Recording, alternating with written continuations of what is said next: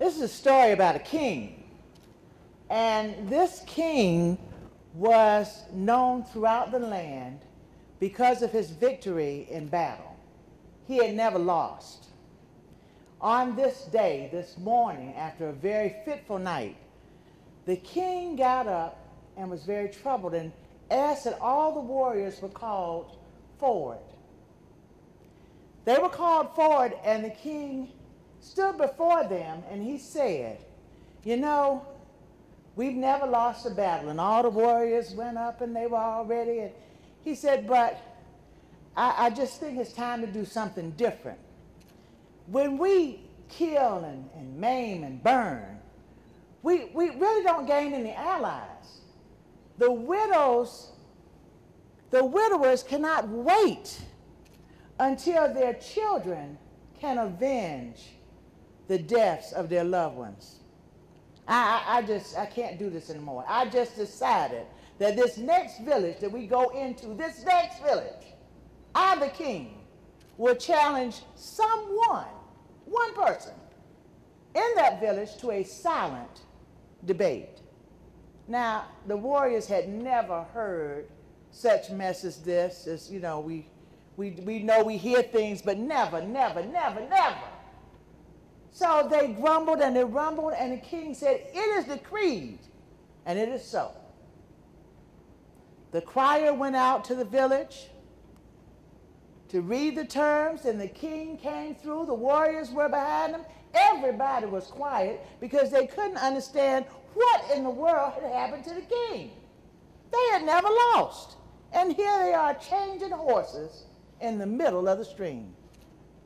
Well, they got to the village.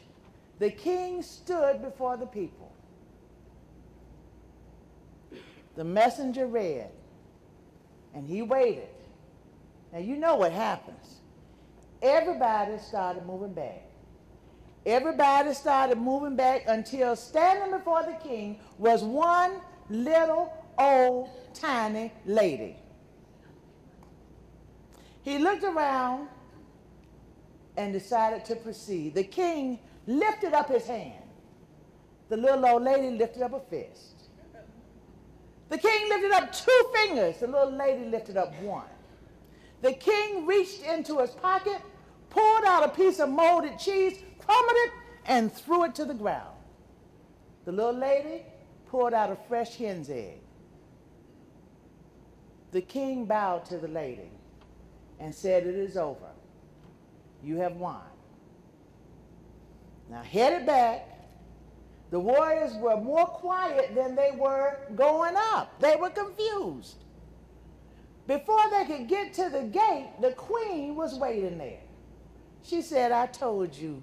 I told you. Now, I already heard you lost that thing, didn't you? You lost it. You had to mess with it. It was good enough, but you had to. Why did you do it? You lost that debate. He said, yes, I did. Yes, I lost the debate. But what a mighty, mighty debate it was. I went to the village. I stood before the strongest, the youngest, and the brightest of all of them. And they all moved back, and standing before me was a little, tiny, old lady. I proceeded, I lifted up my hand as if to say, little tiny lady, don't you understand that I, the king, have the ability to smite your people? That little lady did not blink. She did not wince. She lifted up a fist as if to say, as long as we stick together, as long as we bind ourselves together, we can overcome any adversity. I was amazed. I was amazed. I lifted up 2 fingers because I couldn't believe this. I said, little woman, you need to understand, 2 high are standing here before you now. Me, and there's only 1 higher.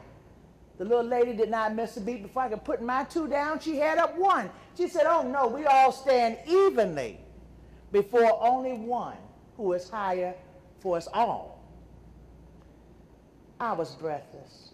I almost got angry. I reached in my pocket, I pulled out some molded cheese, I crumbled it, and threw it to the ground as if to say, I, the king, have the ability to cause hunger and famine across your land.